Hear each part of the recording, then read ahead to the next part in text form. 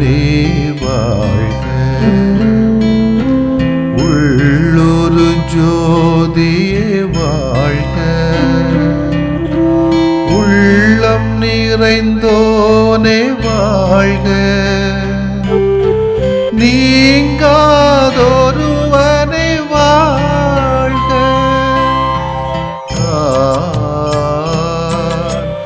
ஒளி பொருந்திய அழியாத ஆன்மா.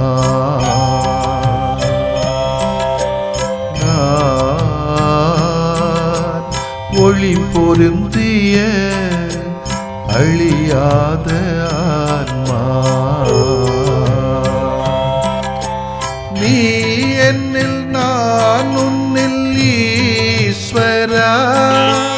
நீ என்னில் நான் உன்னில் ஈஸ்வரா.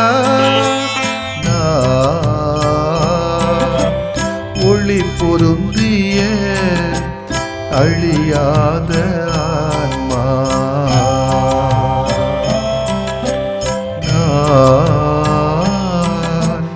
ஒளி பொருந்திய அழியாத ஆன்மா.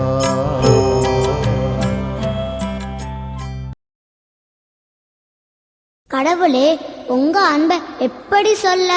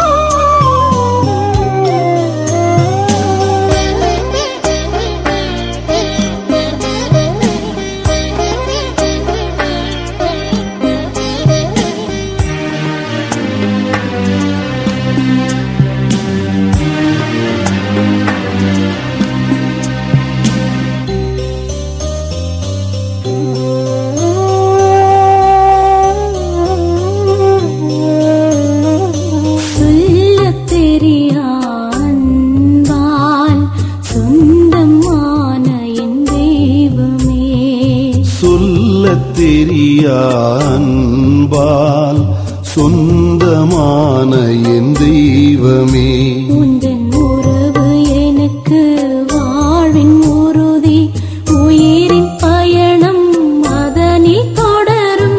உயிரை இயக்கிடவா, உறவை வளர்த்திடவா.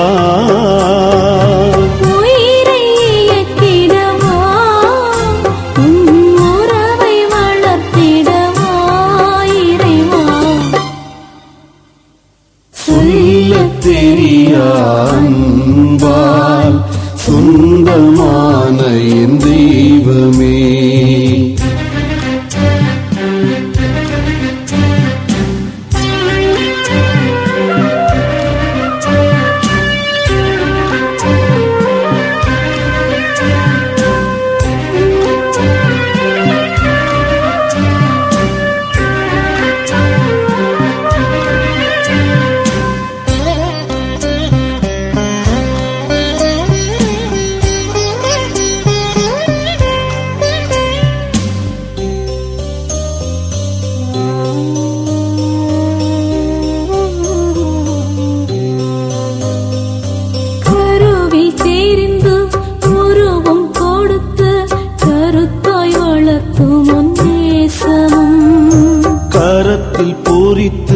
நினைவில் நிறுத்தி கடமை உணர்த்தும் நேயமும்.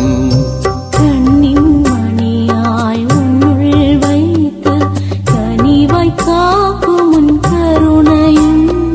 கண்ணின் மணியாய் உன்னுள் வைத்து கனிவாய் காக்கும் உன் கருணையும்.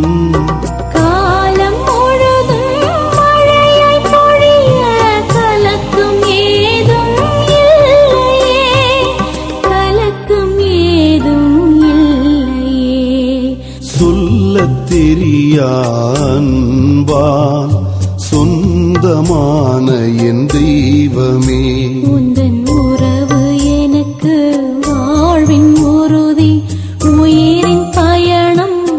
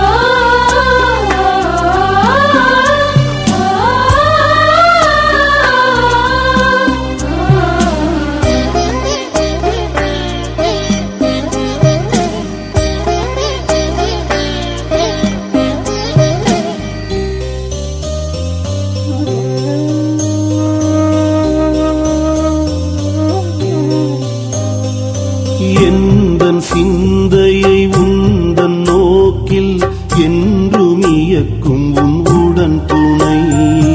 எந்த பணியிலும் துணிந்து உழைக்க எழுச்சி வழங்கும் உன் அருள் பலம். என்னை உனதாய் நெஞ்சில் சுமக்கும் என்றும் அன்புடை தாய் மனம். என்னை உனதாய் நெஞ்சில் சுமக்கும் என்றும் அன்புடை தாய் மனம்.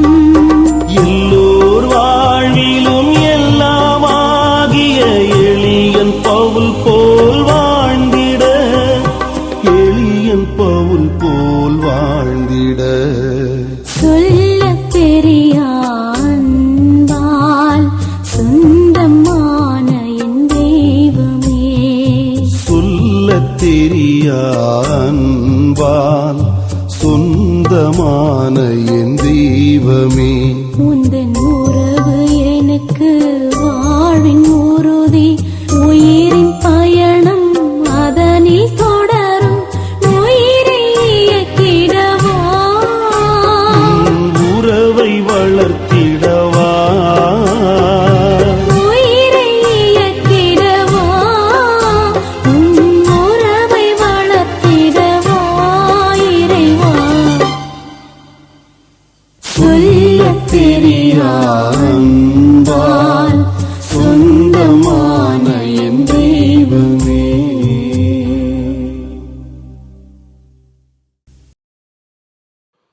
மத்தேயு நற்செய்தி அலகு 4 இறை சொற்றொடர்கள் 12 முதல் 23 வரை. அக்காலத்தில் யோவான் கைது செய்யப்பட்டதை இயேசு கேள்விப்பட்டு கலிலேயாவுக்கு புறப்பட்டுச் சென்றார். அவர் நாசரேத்தை விட்டு அகன்று செபுலோன், நப்தலி ஆகிய இடங்களின் எல்லையில் கடலோரமாய் அமைந்திருந்த கப்பர்நகமுக்கு சென்று கூடியிருந்தார். இறைவாக்கினர் எசையா உரைத்த பின்வரும் வாக்கு இவ்வாறு நிறைவேறியது. செபுலேன் நாடே, நப்தலி நாடே, பெருங்கடல் வழி பகுதியே, யோர்தானுக்கு அப்பால் உள்ள நிலப்பரப்பே, பிற இனத்தவர் வாழும் கலிலேயா பகுதியே, காரிருளி இருந்த மக்கள் பேரொளியை கண்டார்கள். சாவின் நிழல் சூழ்ந்துள்ள நாட்டில் குடியிருப்போர் மேல் சுடரொளி உதித்துள்ளது.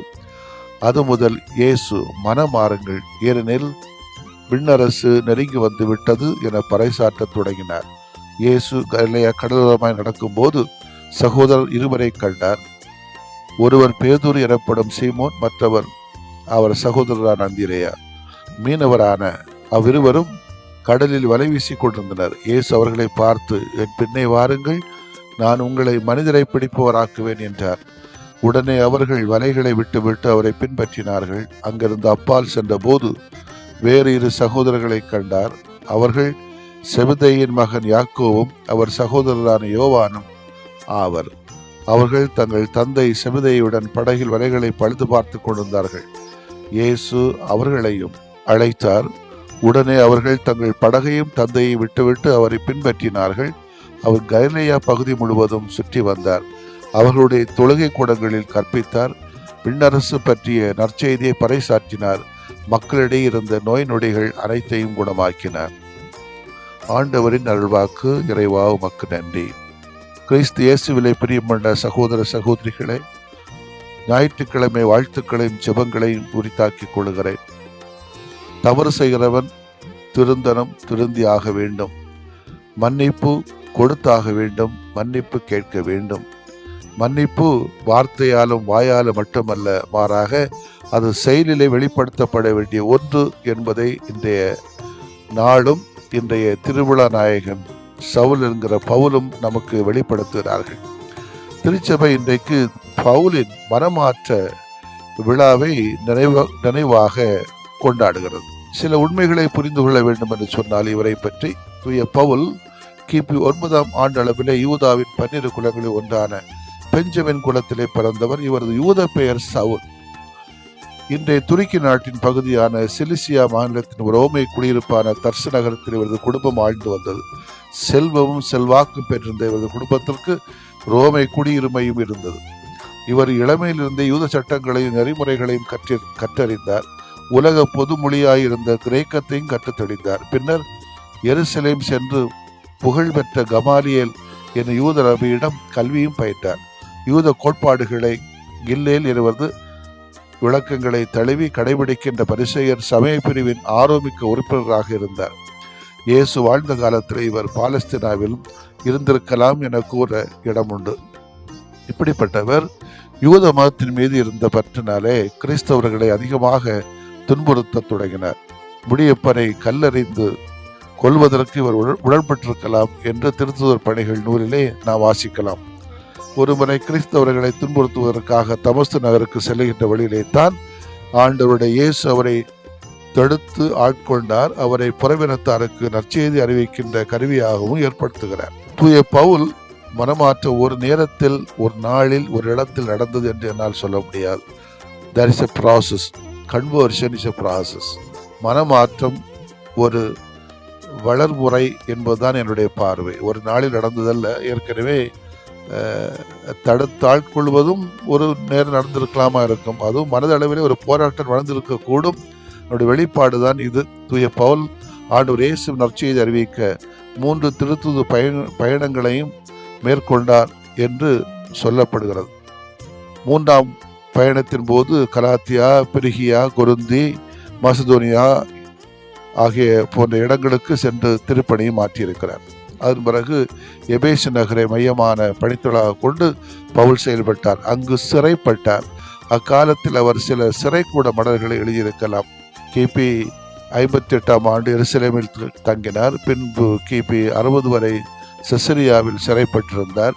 ரோமை பேரரசர் சீசரே தமக்கு தீர்ப்பளிக்க வேண்டும் என்று பவுல் கேட்டுக்கொண்டதால் ரோமைக்கு அனுப்ப பெற்றார். அங்கு போகும் வழியில் கப்பல் அழிவுற நேரிட்டதால் மால்தா தீவினருக்கு நற்செய்தி அறிவிக்கின்ற வாய்ப்பையும் பெற்றார். பின்பு பவுல் ரோமை வந்தடைந்து 2 ஆண்டுகள் வீட்டு கைதியாகவே இருந்து கொண்டு நற்செய்தி அறிவித்து வந்தார். பின்பு பவுல் விடுதலை பெற்று ஸ்பெயின் நாட்டுக்கு சென்றிருப்பார் என நம்ப இடம் இருக்கிறது. மீண்டும் கிபி 60ஆம் ஆண்டு கைது செய்யப்பட்டு நீரோ மன்னன் காலத்தில் பவுல் மரண தண்டனை பெற்றார் என மரபும் சொல்லுகிறது. இவருடைய விழா நமக்கு சுட்டிக்காட்டுகிற 2 உண்மைகள் என்ன? தூய பவுலடியாரின் மனமாற்றம் அவருக்கு மட்டுமல்ல, திருச்சபையின் வரலாற்றிலும் மிகவும் முக்கியத்துவம் வாய்ந்தது. காரணம், பவுலடியாரின் மனமாற்றத்திற்கு பிறகுதான் ஆண்டவரது நற்செய்தி உலகம் முழுவதும் பரவ தொடங்கியது. திருச்சபை அல்லது திரு அவை இன்னும் அதிகமாக வலுப்பெற்றது தூய பவுலருடைய உள்செல்கள் உள் வருகைதான். இயேசு தன்னுடைய பாடுகளை குறித்து 3 முறை முன்னறிவிக்கின்றார். இயேசுவின் வாழ்விலே மீட்பின் வரலாற்றில் பாடுகள் மிகவும் முக்கியத்துவம் வாய்ந்தது என்பதை இது நமக்கு உணர்த்துகிறது. அதே போலவே பவுலின் மனமாற்ற நிகழ்வு 3 முறை இடம்பெறுவதை வைத்து பார்க்கின்ற போது அது திருச்சபையின் வரலாற்றில் எந்த அளவுக்கு முக்கியத்துவம் வாய்ந்தது என்று நாம் புரிந்து கொள்ள முடியும். ஆகவே இந்த வேளையில் தூய பவுலடியாரின் மனமாற்ற விழா நமக்கு உணர்த்துகின்ற முக்கியமான செய்தி, ஒன்று, நாம் ஒவ்வொருவரும் கண்டிப்பாக இந்த திரு அவையிலே இந்த சமூகத்தையும் சமயத்தையும் சுத்தமாக்குவதற்கு மனமாற வேண்டி இருக்கிறது. நம்ம எல்லாம் யோக்கியமாக கிடையாது என்பதுதான் உண்மை. எனவே தவறு செய்கின்ற பொழுது அதிலிருந்து திருந்தி வர வேண்டும். பவுலடியார் யூத மதத்தின் மீது கொண்ட ஆழமான பற்றுறுதியினால் அம்மதத்திற்கு மிகப்பெரிய அச்சுறுத்தலாக இருந்த கிறிஸ்தவ மதத்தையும் அதனை பின்பற்றியவர்களையும் வேரோடு அழிக்க வேண்டும் என்று நினைத்தார். அதாவது தான் செய்வது தவறு என்று தெரியாமலே தவறு செய்கிறார் தூய பவுல். அப்போதுதான் ஆண்டவர் இயேசு அவரை தடுத்தாட்கொண்டு அவருக்கு உண்மை உணர்த்துகிறார். கிறிஸ்தவர்களை துன்புறுத்துவது தன்னையே துன்புறுத்துவது என எடுத்துரைக்கிறார். உடனே அவர் தன்னுடைய தவற்றை உணர்ந்து யாரை துன்புறுத்த துணிந்தாரோ அவருக்காக தன்னுடைய உயிரையும் இழக்க துணிகிறார். இங்குதான் மனமாற்றம் செயலில் விளங்க வேண்டியது என்பதை நாம் வலியுறுத்த வேண்டியிருக்கிறார். ஆகவே பவுலடியாரை போன்று நாம் நம்முடைய தவற்றை உணர்வோம், இறைவனுக்கு உகந்த வழியிலே நடப்போம். இதுதான் நமக்கு முன்னால் இருக்கக்கூடிய சவாலாக எனக்கு தோன்றுகிறது. நாம் பல வேளைகளிலே தவறு செய்கிறோம் என்று தெரியாமலே தவறு செய்கிறோம். இதுதான் நம்மிடம் இருக்கின்ற மிகப்பெரிய பிரச்சனையாக இருக்கிறது. சிந்தித்து பார்ப்போம். 2வது, கிறிஸ்தவர்களில் கிறிஸ்து இருக்க வேண்டும். கிறிஸ்து இல்லாத நிறைய கிறிஸ்தவர்கள் இன்றைக்கு நிறைய இருக்கிறார்கள்.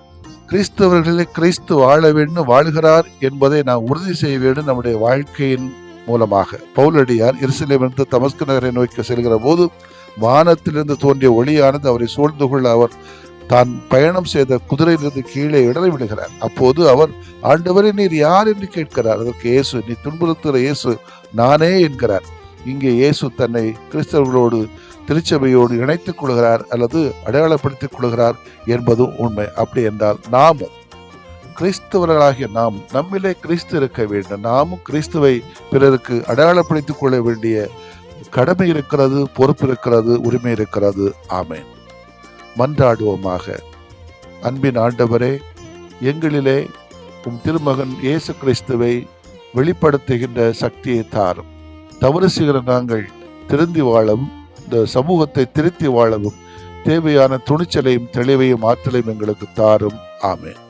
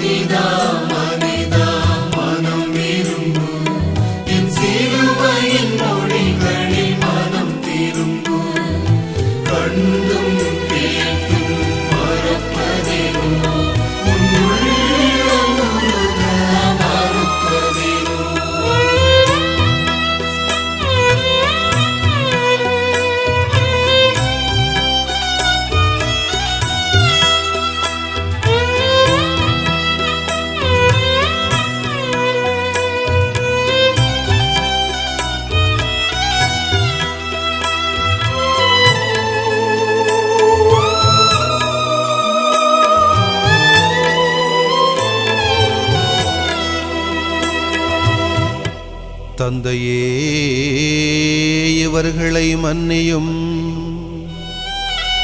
இவர்கள் செய்வது இன்னதென்று அறியாமல் செய்கிறார்கள்.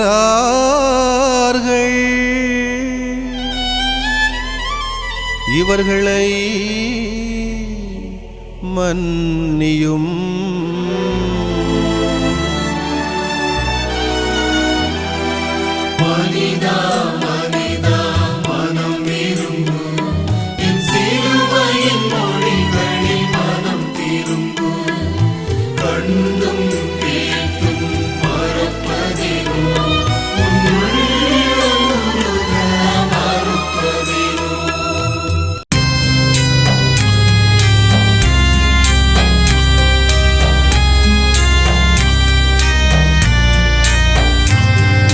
மாண்புயரிவருள்ளடையாளத்தை தாழ்ந்து பணிந்து ஆராதிப்போம்.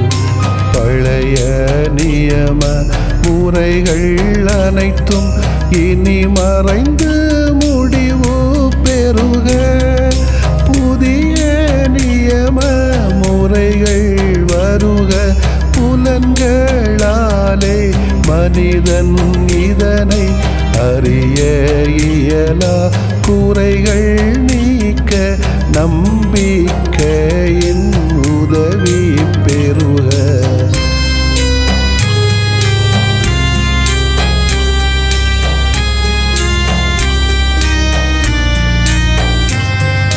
தந்தை அவர்க்கும் மகன் அவர்க்கும் புகழ்ச்சியோடு வெற்றியாக்கும்.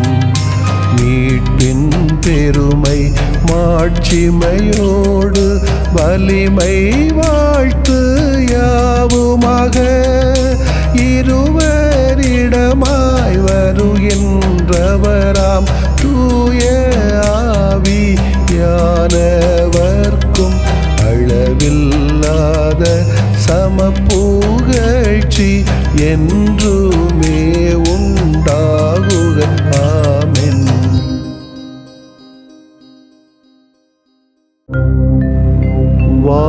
வானின்று அவர்களுக்கு அப்பமளித்தீரே, இனிமையெல்லாம் தன்னகத்தில் கொண்ட அப்பம் இதுவே. மன்றாடுவோமாக.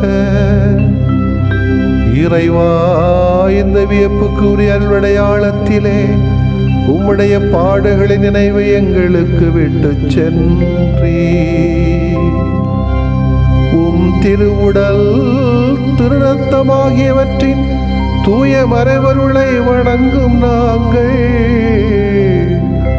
உமது மீட்பின் பயனை இடைவிடாமல் துய்த்து உணர்ந்து மகிழ அருள்வீராக.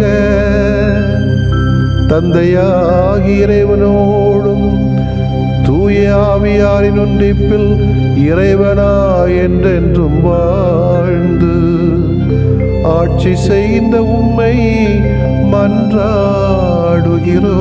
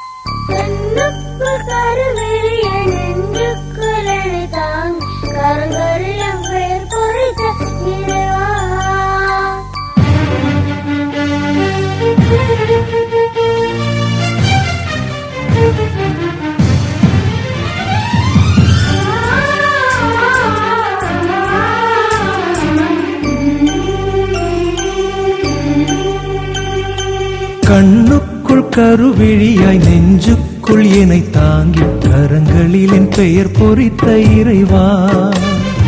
கண்ணுக்குள் கருவிழியாய் நெஞ்சுக்குள் என்னை தாங்கி கரங்களில் என் பெயர் பொறித்த இறைவா.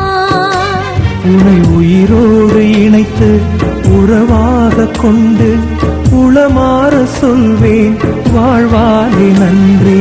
கண்ணுக்குள் கருவிழியாய் நெஞ்சுக்குள் என்னை தாங்கி கரங்களில் என் பெயர் பொறித்த இறைவா.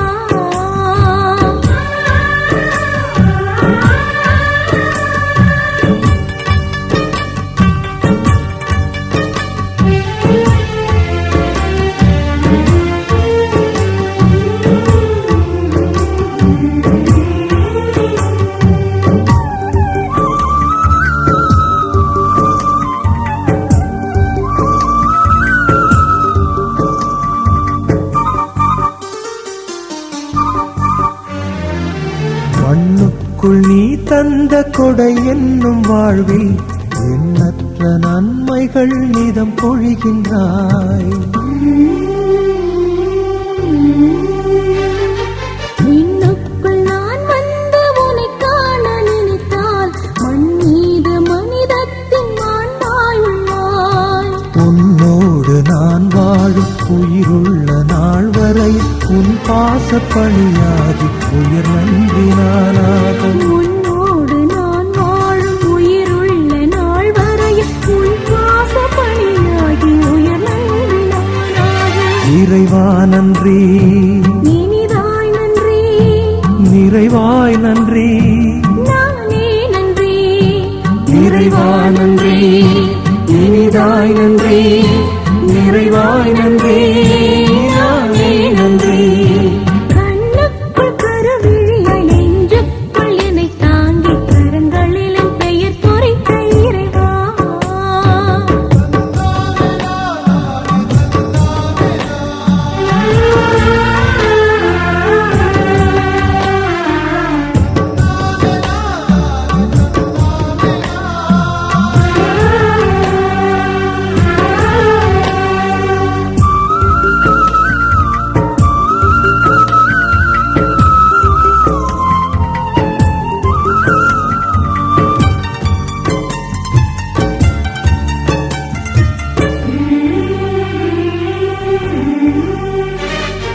அன்புக்குள் புவி வாழும் முன்னேக்க பணியாற்ற ஆக்கத்தின் அருளனலாய் உனை தருகிறாய். இறக்கின்ற நீதிக்கு உயிர் மூச்சு நானாக இதயத்தை நீ இயக்கி எனில் வாழ்கின்றாய். உனைப் போல நான் தேடும் உயர்வான நோக்கங்கள் உலகெங்கும் செயலாக்கி உயிர் நன்றி உயிராலே. உனைப் போல நான் தேடும் உயர்வான நோக்கங்கள் உலகெங்கும் செயலாக்கி உயிர் நன்றி உயிராலே. இறைவா நன்றி, இதயா நன்றி, உறவாய் நன்றி, உயிராய் நன்றி. இறைவா நன்றி, இதயா நன்றி, உறவாய் நன்றி, உயிராய் நன்றி. கண்ணுக்குள் கருவிழியாய் நெஞ்சுக்குள் என்னை தாங்கி கரங்களில் என் பெயர் பொறித்த இறைவா. கண்ணுக்குள் கருவிழியாய் நெஞ்சுக்குள் என்னை தாங்கி கரங்களில் என் பெயர் பொறித்த இறைவா. உன்னை உயிரோடு இணைத்து உறவாகக் கொண்டு உளமாறச் சொல்வேன் வாழ்வாலே நன்றி. கண்ணுக்குள் கருவிழியாய் நெஞ்சுக்குள் என்னை தாங்கி கரங்களில் என் பெயர் பொறித்த இறைவா.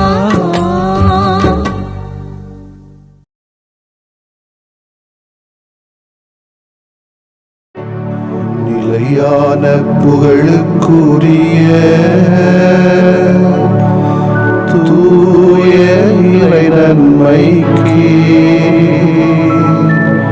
எல்லா காலமும் தொழுகையும் புகழும் போற்றியும் ஆட்சிமையும் உண்டாக கடவது. போற்றியும் ஆட்சிமையும்